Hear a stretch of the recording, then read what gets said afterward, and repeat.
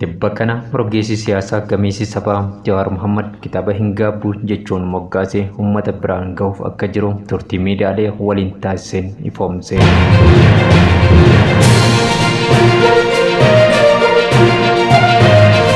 Juyyaa harka fuunee hordoftoota keenya jaalatamoo kanneen kutaalee addunyaa garaagaraa teessanii karaa foddaa yuutuubiin nu hordofaa jirtanii nageenyi keenya jaalala bakkuma jirtanitti isin haa qaqqabu.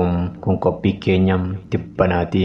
Hanga xumura qophii keenyatti turtii keessaan nu waliin haa ta'uun affeerraa keenya yeroo hundumaatti.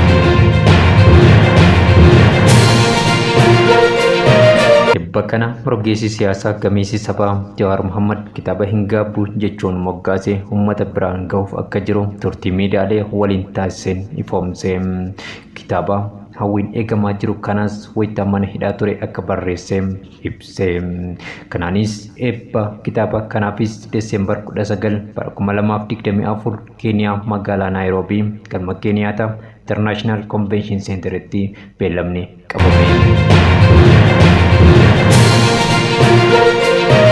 Haa ta'u malee eebbi kitaaba kun sababa heddumina namoota eebbicha irratti argamuuf garas imalaniitiin dhiphina uumamee fi sodaa rakkoo nageenyaa irraa kan ka'e yeroo biratti darbuu isaa ibsa gabaabaa fuula Facebook isaa irratti katabeen Jawaar ibse.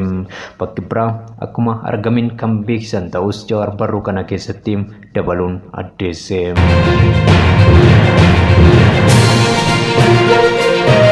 Miidiyaalee hawaasaa hidhamiinsa hawaas dinagdee addunyaa keessatti gahee olaanaa taphachaa jiran keessaatii tokko TikTokidha. Waggoota gubbaan lakkaa'aman keessatti hordoftoota biliyoonotaan horachuun addunyaa weeraree jaalatamummaan isaa kan dabale daa'ima hanga jaarsaa irra fandalalee raajii hedduu agarree utuu hin dubbatin bira darbuu filanne.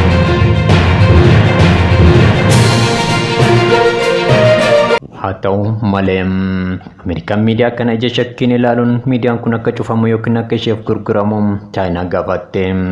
Chaayinaanis eeyyamamtuu hin taane. Kanaanis dhaddacha jibbaataa dhaabbachuuf murteessan. Dhaddachi jibbaataa Ameerikaa TikTok turtii ji'a tokko hin caallee booda amajjii 19 bara 2025tti Ameerikaa keessatti TikTok akka gurguramu murteesse. Dabalataan Ameerikaan TikTok Google Play Store fi Apple Store irraa akka buufamu gaafatte. Maarri dubbiin kun wayita dhagahamu TikTokerootaaf cobxorratti faantoo ta'e yaaddoon gaaga'e.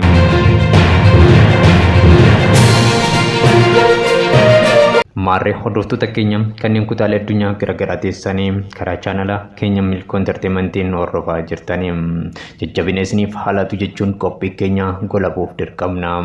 Turtiin waliin qabaattaniif galatoomaa. Horaa bulaa deebanaa.